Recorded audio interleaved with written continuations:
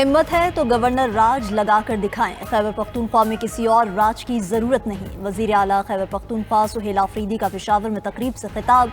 कहा कि हमारे सूबे के साथ इम्तियाजी सलूक किया जा रहा है। विफाक के जिम्मे हमारे 3000 अरब रुपए से ज्यादा पैसे हैं। हमारे सूबे का हक मारा जा रहा है। विफाकी हुकूमत की अरबों की करप्शन का जिक्र IMF की रिपोर्ट में भी हुआ। हमने कारकर्दगी पर तीसरी बार सूबे में हुकूमत बनाई। वजीर आला ने मजीद कहा कि स्पेशल स्कूल्स के मसाइल के लिए तरजीही बुनियादों पर फंड्स देंगे। हम अपने वसाइल से गरीब लोगों के लिए इक़दामात कर रहे हैं।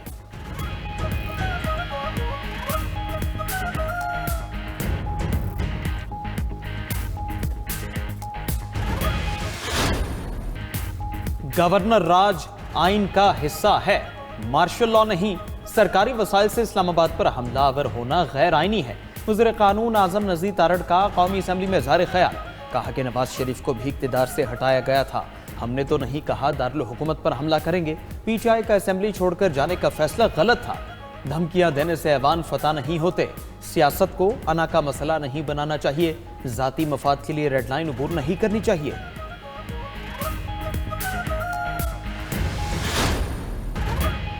खैबर पख्तूनख्वा में गवर्नर राज का आप सिर्फ ख्वाब देख सकते हैं। गवर्नर राज की बातें करके गैर जमहूरी रवैया इख्तियार किया जा रहा है। रहनुमा PTI असद कैसर का कौमी असम्बली में इज़हार ख्याल।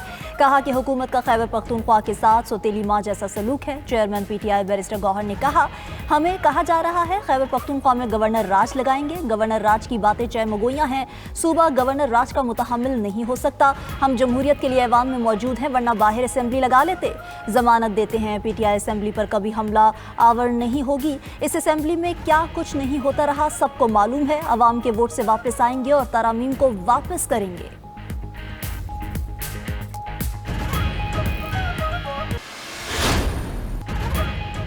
पार्लियामेंट पर हमले की बात करना नाकाबिले कबूल है। कल एक मेंबर ने अपोजिशन लॉबी में कहा वो चेयर तक जाएंगे। उन्होंने शौक पूरा करना है, जरूर कर लें। स्पीकर कौमी असम्बली सरदार रियाज सादिक ऐवान में इजहार ख्याल करते हुए कहते हैं कि ये भी कहा गया कि कौमी असम्बली और सेनेट की कार्रवाई को चलने नहीं देंगे। मैं हुकूमत और अपोजिशन को मिलकर बैठने का कहता हूँ। आपके लीडर ने मुझे कहा हिंदुस्तान से बात कर लेंगे, आपसे नहीं करेंगे। ये मेरी जिम्मेदारी है कि पार्लियामेंट को तहफ़्फ़ुज़ दूँ। रियासत के खिलाफ ऐसी बातें करना गैर मुनासिब है। मेरी नज़र में महमूद अचकज़ई अपोजिशन लीडर नहीं।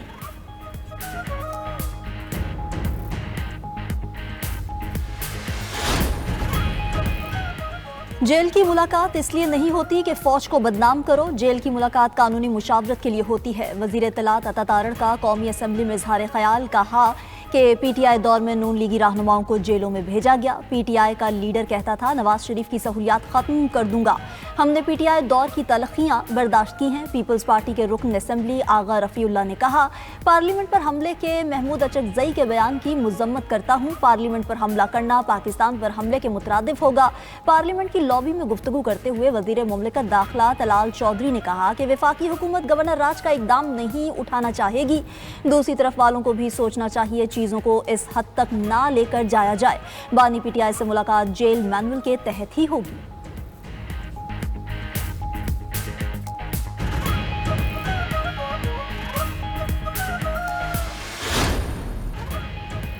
बदमाशी करेंगे तो गवर्नर राज लग सकता है, तड़ी लगाएंगे तो फेंटा लगेगा। सेनेटर फैसल वावडा की पार्लियामेंट हाउस के बाहर मीडिया से गुफ्तगू। कहा कि खैबर पख्तूनख्वा के वजीर आला अपनी जिम्मेदारियां निभाएं। अगर वजीर आला जिम्मेदारी नहीं निभाएगा तो गवर्नर राज लगेगा। ख्वाहिश है फैसल करीम कुंडी ही गवर्नर खैबर पख्तूनख्वा रहें। अगर किसी और के नाम का कुर्रा निकला तो वो फिर सियासी नहीं होगा। बानी पीठा से मुलाकात करनी है तो सिर्फ सियासी रास्ता है। आप सियासी तौर पर सदर आसिफ जरदारी और वज़ीर आज़म शहबाज शरीफ के पास जाएं।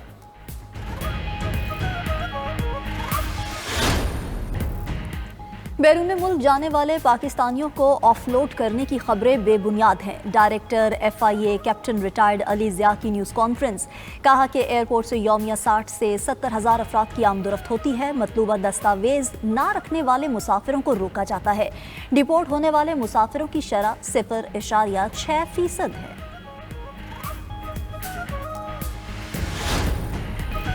بھارتی وزیر دفاع کے پاکستان کے خلاف بیان پر کینیڈا میں سکھ برادری کا احتجاج، سکھوں کا بھارتی ہائی کمیشن کے سامنے مظاہرہ، مودی حکومت کے خلاف اور خالصتان کے حق میں نعرے بازی۔ سکھ برادری نے کہا کہ بھارتی وزیر دفاع پاکستان کے بجائے بھارت کے داخلی مسائل پر توجہ دے۔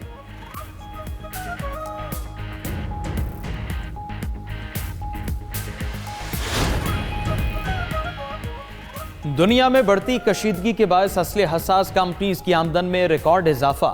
عالمی تحقیقاتی ادارے اسپری نے 2024 میں دنیا کی 100 بڑی اسلحہ حساس کمپنیز کی آمدنی کا ڈیٹا جاری کر دیا۔ رپورٹ کے مطابق اسلحہ حساس کمپنیز نے ایک سال میں 679 ارب ڈالر کمائے۔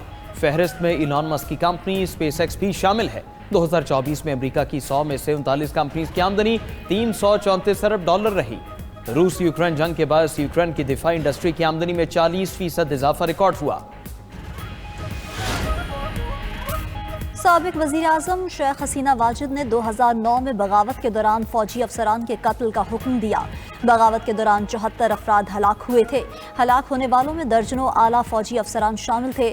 بنگلہ دیش کمیشن کی رپورٹ میں انکشاف۔ رپورٹ کے مطابق بھارت منصوبے میں ملوث تھا تاکہ فوج کو کمزور کیا جا سکے۔ بنگلہ دیش کے عبوری سربراہ محمد یونس کا کمیشن رپورٹ کا خیر مقدم، کہا آخر کار سچائی سامنے آ گئی۔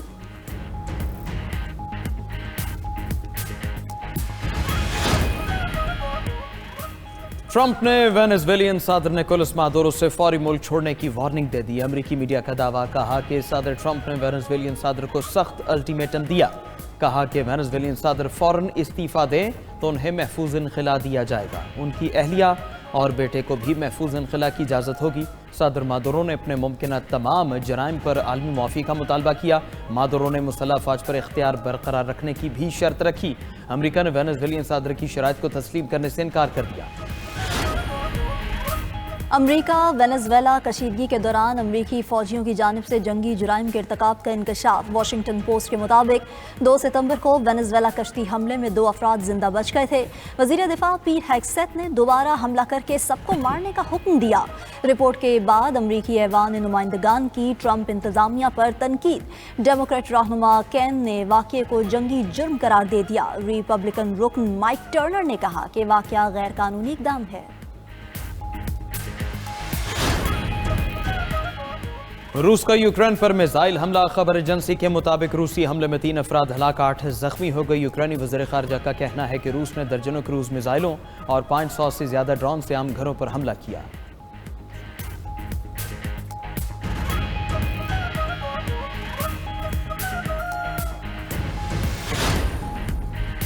اسرائیل کی غزہ جنگ بندی کی مسلسل خلاف ورزیاں جاری۔ صہیونی فوج کے رفح شہر میں حملے سے مزید 4 فلسطینی شہید، متعدد زخمی ہو گئے۔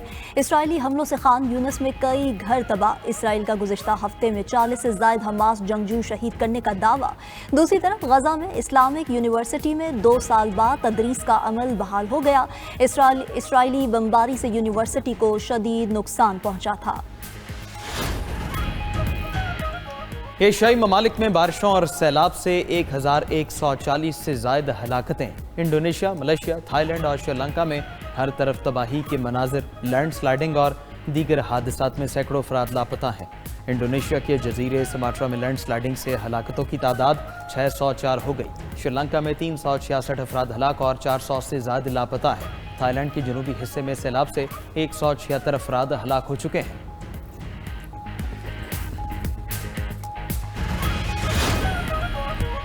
سمندری طوفان دتوا نے بھارت میں بھی خطرے کی گھنٹی بجا دی۔ تامل ناڈو اور آندھرا پردیش کے ساحلی علاقوں سے طوفان ٹکرانے کا امکان۔ طوفان کے زیر اثر بھارتی ریاست تامل ناڈو کے ساحلی علاقوں میں شدید بارشوں سے نشیبی علاقے زیر آب، 50 سے زائد پروازیں منسوخ کر دی گئیں۔